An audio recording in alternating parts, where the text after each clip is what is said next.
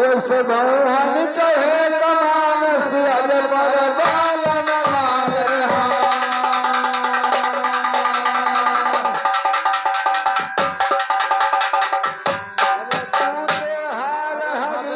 टूट गए नरम कलाई उस जो बन भेल संग कर लड़ाई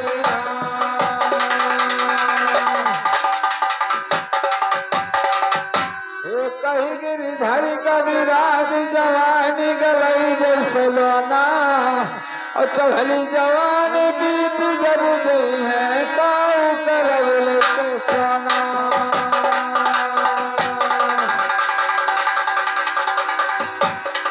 कैसे भैया तर्ज लगी एक ठो कौन सा अरे झुलनिया गिर गया नारी माँ जो जो पैजनिया गिर गया नारी माँ झुलनिया बसवारी माँ सोर दहिया गिर गए हो बल के तुम्हारी माँ सोर दहिया गिर गए हो बल के तुम्हारी माँ तुम्हारी माँ बल के तुम्हारी माँ सारी दहिया गिर गए बल के तुम्हारी माँ सारी दहिया गिर गए हो बल के तुम्हारी माँ बलन के तुम्हारी माँ बलन के तुम्हारी माँ सारी दहिया गिर गया बलन के तुम्हारी माँ सारी दहिया गिर गया बलन के तुम्हारी माँ बलन के तुम्हारी माँ बलन के तुम्हारी माँ सारी दहिया गिर गई बलन के तुम्हारी माँ सारी दहिया गिर गई बलन के तुम्हारी माँ ऐसे मास्टर ये तो रह लेकिन आगे क्या है क्या है तो राम जनकपुर पहुंचे सिया स्वयंवर के तैयारी में तो राम जनकपुर पहुंचे सिया स्वयंवर के तैयारी में चार नैन लड़के हो जनक के फुलवारी में चार नैन लड़के हो जनक के फुलवारी में फुलवारी में जनक के फुलवारी में चार महीना लड़ गए जनक के फुलवारी माँ चार महीना लड़ गए जनक के फुलवारी माँ जनक के फुलवारी माँ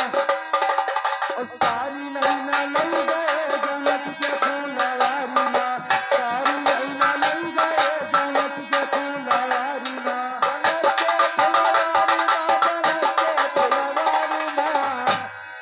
चार महीना लड़ गए जनक के फुलवारी माँ चार महीना लड़ गए जनक के फुलवारी माँ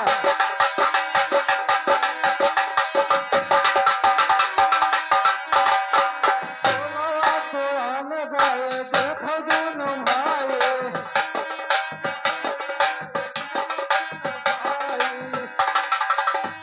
फुलवा तो आम गए देखो दोनों भाई सीता जी जपूज के मंदिर से रही आए राम सिया कमर खंबारा बार में चार महीना लड़के हो जनक के फुलवारी में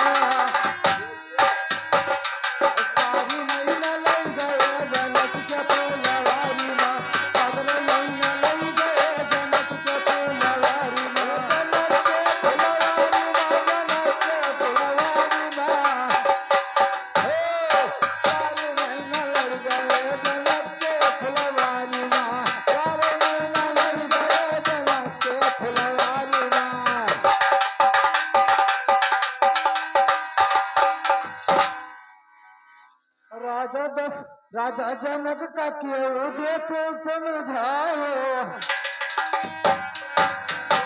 समझाए बाबू दे तू समझाए रामासिया जोड़ी दिया खबाहू कैसे आए राजा जनक का क्यों दे तो समझाओ तो राजा रचा से अंदर राजा धनुधारी में 4 महीने लड़ गए हो जनक के फुलवारी हे चारो महीना लड़ गए जनक के फुलवारी माँ चारो महीना लड़ गए जनक के फुलवारी माँ जनक के फुलवारी जनक के फुलवारी में कदर महीना लड़ गए जनक के फुलवारी में कदर महीना लड़ गए जनक के फुलवारी में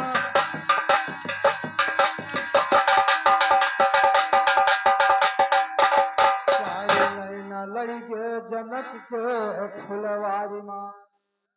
तो राधे कहीं कि सुनो श्याम संवरिया और कही दो किसान से न रो कहीं